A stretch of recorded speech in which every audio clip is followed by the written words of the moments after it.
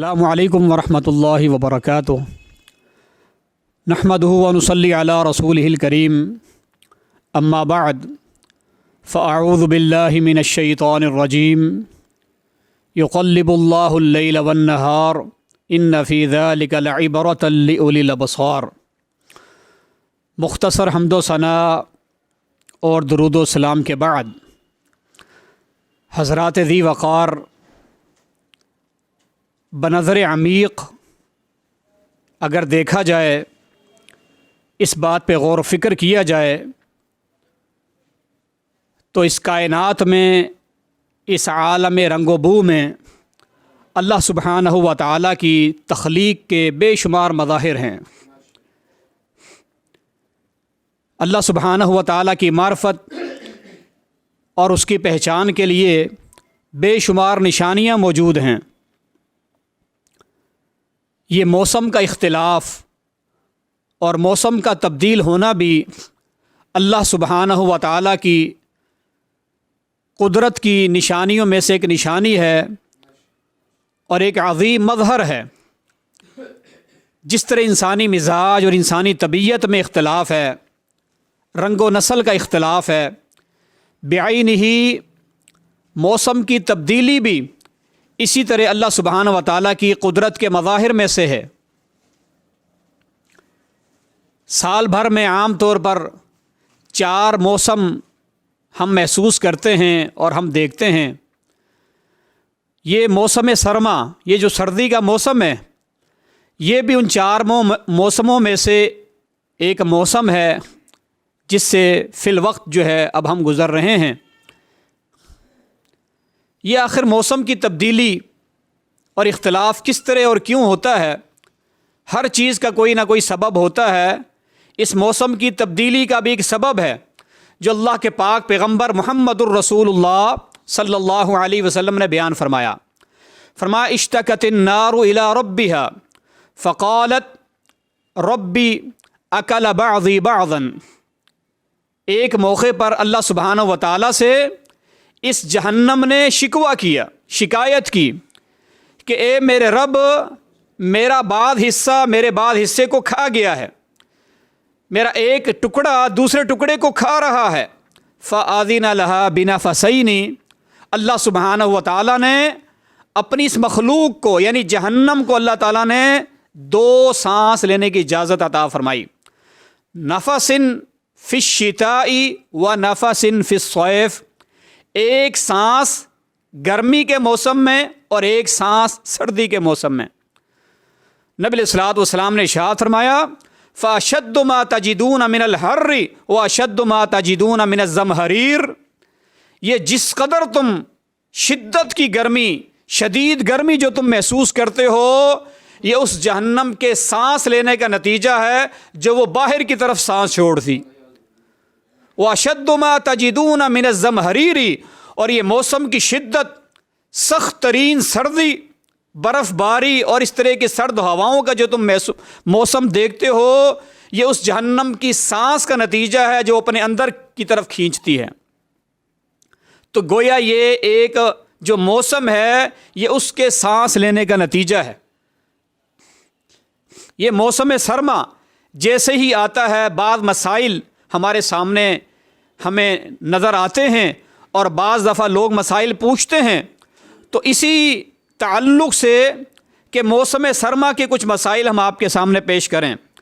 دیکھیے، یہ جو موسم سرما ہے یعنی سردی کا موسم، ایک مومن کے لیے بڑا غنیمت والا موسم ہے۔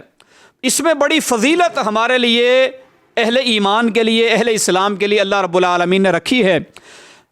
پیارے نبی محمد الرسول اللہ صلی اللہ علیہ وسلم نے ارشاد فرمایا کہ الشتاء ربیع المومن۔ یہ حدیث ہے کہ فرمایا یہ جو سردی کا موسم ہے یہ ایک مومن کے لیے ایک نیکیوں کا سیزن ہے، یہ موسم بہار ہے۔ الشتاء ربیع المؤمن، یہ مومن کے لیے موسم بہار ہے۔ قصور نہارہ فصام، اس لیے کہ اس میں دن بڑے مختصر، بہت چھوٹے دن ہوتے ہیں، انسان بڑی آسانی کے ساتھ چاہے تو روزہ رکھ سکتا ہے۔ نفلی روزہ رکھنے کے لیے مختصر ترین دن ہے یہ، بھوک اور پیاس کی شدت بھی اتنی نہیں ہوتی، دن کا دورانیہ چھوٹا ہوتا ہے تو چاہے تو انسان نفلی روزے رکھنا چاہے بڑی آسانی کے ساتھ روزہ رکھ سکتا ہے۔ اسی طرح وَطَالَ لَيْلُهُ فَقَامَ، اور سردی کے موسم میں راتیں بڑی لمبی ہوتی ہیں، طویل راتیں ہوتی ہیں، انسان اچھی خاصی نیند پوری کرنے کے بعد بھی رات کو اٹھ کر تہجد کی 2 رکعت 4 رکعت پڑھ لے تو بڑی آسانی کے ساتھ اٹھ بھی سکتا ہے اور پڑھ بھی سکتا ہے۔ تو گویا یہ ایک ایسا موسم ہے جو نیکیوں کا موسم بن سکتا ہے۔ دن کا بہت مختصر ہونا، راتوں کا لمبا ہونا دن کے روزے کے لیے بھی کارآمد ہے اور راتوں کے قیام اللیل کے لیے بھی بڑا کارآمد ہے۔ اس لیے نبی علیہ السلام نے اسے موسم بہار قرار دیا ہے، نیکیوں کا سیزن قرار دیا ہے۔ سیدنا امیر المومنین عمر ابن خطاب رضی اللہ عنہ فرمایا کرتے تھے الشتاء غنیمت العابدین، فرمایا کہ یہ جو موسم سرما ہے حقیقت میں یہ عبادت گزاروں کے لیے، تہجد گزاروں کے لیے، یہ اللہ کے بندوں کے لیے تو ایک غنیمت ہے۔ یہ جس طرح مال غنیمت اللہ مجاہدین کو عطا فرماتا ہے، اسی طرح گویا کہ یہ غنیمت کا ایک سیزن ہے، جتنی چاہے انسان نیکیاں حاصل کر لے سردی کے موسم میں۔ عظیم تابعین میں سے ہیں حضرت عبید بن عمیر رحمہ اللہ تعالی، عبید بن عمیر رحمہ اللہ، وہ فرمایا کرتے تھے کہ کان یقال فی الشتاء، صحابہ کے دور میں رضی اللہ عنہم اجمعین جب سردی کا موسم آتا، موسم سرما، تو یہ بات کہی جاتی تھی یا اہل القرآن طال اللیل لصلاتکم، اے اللہ کے بندو، اے قرآن و حدیث کے ماننے والو، اب راتیں بڑی لمبی ہو گئی ہیں، سردی کا موسم ہے، جتنی چاہے نوافل پڑھ لو، جتنا چاہے جو ہے نا وہ تہجد کا اہتمام کر لو، نیند بھی پوری کر سکتے ہیں اور ساتھ میں تہجد کے لیے بھی وقت نکال سکتے ہیں۔ وَقَصُرَ النَّهَارُ لِصِيَامِكُمْ، اور دن بڑے مختصر اور چھوٹے ہو چکے ہیں، چاہو تو جتنے چاہو نفلی روزے رکھ لو۔ یہ صحابہ کے دور میں یہ بات معروف تھی کہ یہ بات کہی جاتی تھی موسم سرما میں۔ تو اس موسم کی فضیلت آپ نے سنی، ہمیں بھی ان چھوٹے دنوں سے اور لمبی راتوں سے فائدہ اٹھا کر ذرا سی تکلیف اور مشقت جھیل کر جو ہے اگر ہم اٹھنا چاہیں اور دن میں روزہ رکھنا چاہیں تو بڑی آسانی کے ساتھ یہ موسم بہار ہم جو ہے نا اس کو اپنے لیے مفید بنا سکتے ہیں۔ جہاں تک بات ہے کچھ مسائل کا جس کا تعلق اس سردی کے موسم کے ساتھ ہے، مثال کے طور پر سردی میں وضو کرنا بہرحال ایک مشقت طلب، ایک تکلیف کا معاملہ انسان کو محسوس ہوتا ہے، لیکن یہ سردی کے موسم میں وضو بڑا فضیلت والا عمل ہے۔ رسول اللہ صلی اللہ علیہ وسلم کی حدیث ہے، آپ نے ارشاد فرمایا الا ادلکم علی ما یمحو اللہ بہ الخطایا ویرفع بہ الدرجات، لوگوں میں تمہیں کیا ایسا عمل نہ بتلاؤں جو تمہارے درجات کی بلندی کا ذریعہ ہو اور تمہاری خطاؤں اور جو تمہارے صغیرہ گناہ ہیں ان کی بخشش کا بھی ایک سامان بن جائے، ایسا عمل نہ بتاؤں؟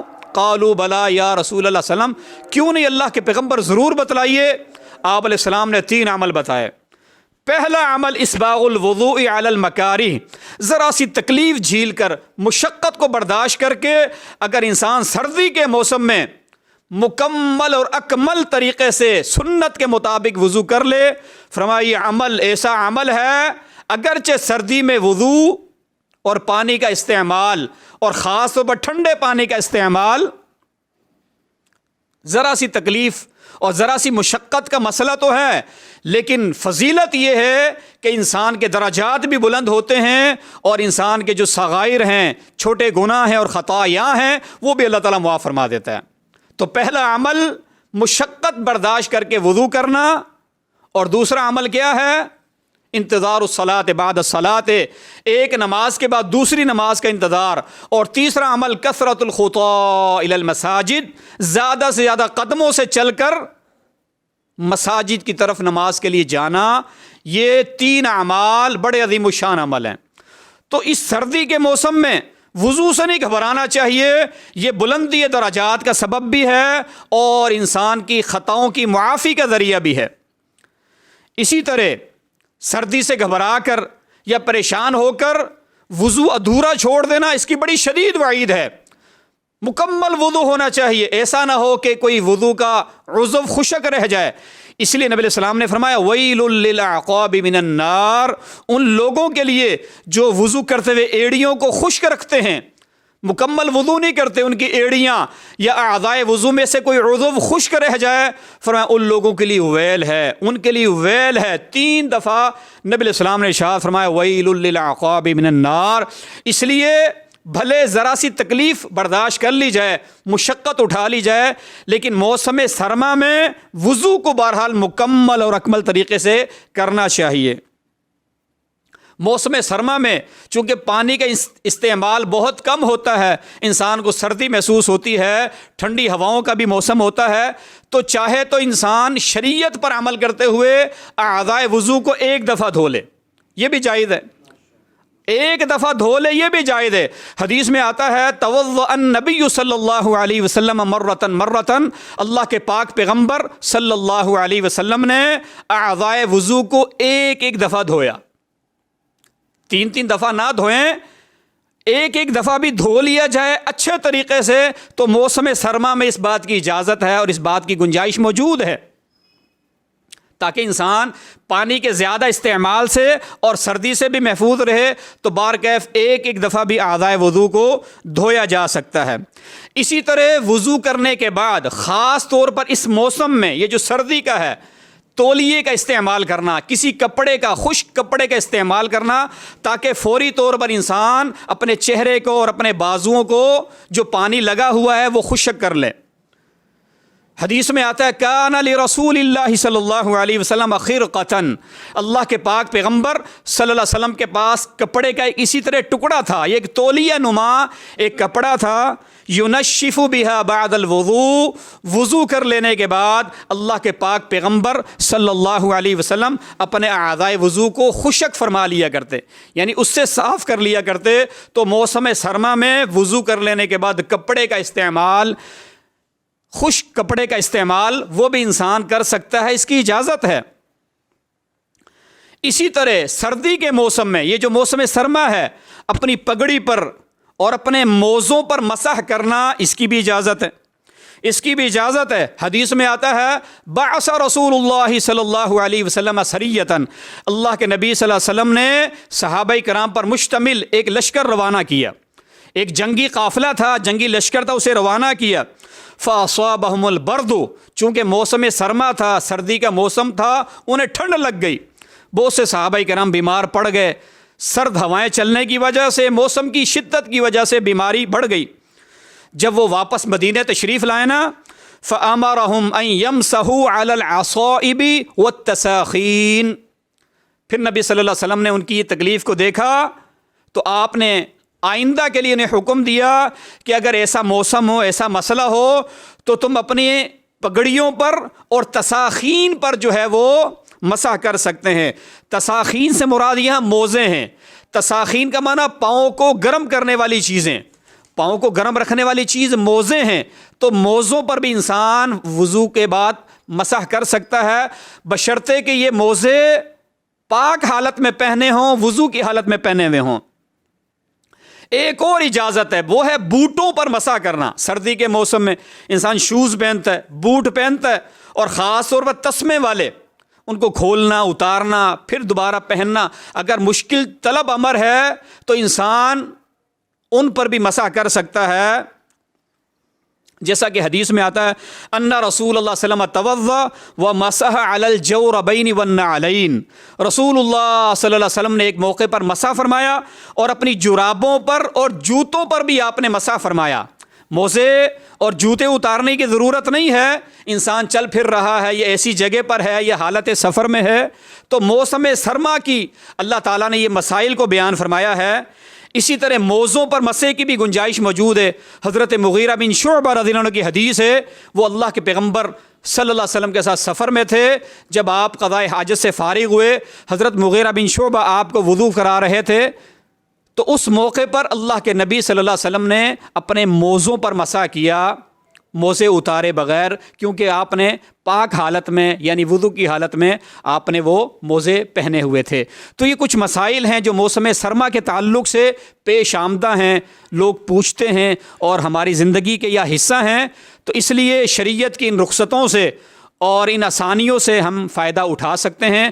اللہ سبحانہ و تعالیٰ اس سردی کے موسم میں یعنی موسم سرما میں اسے ہم اپنے لیے غنیمت اللہ تعالیٰ ہمارے لیے بنا دے، اور دن کو اللہ تعالیٰ کثرت کے ساتھ روزہ رکھنے والا اور رات کو کچھ نہ کچھ وقت نکال کر تہجد پڑھنے والا بھی اللہ تعالیٰ ہمیں بنا دے۔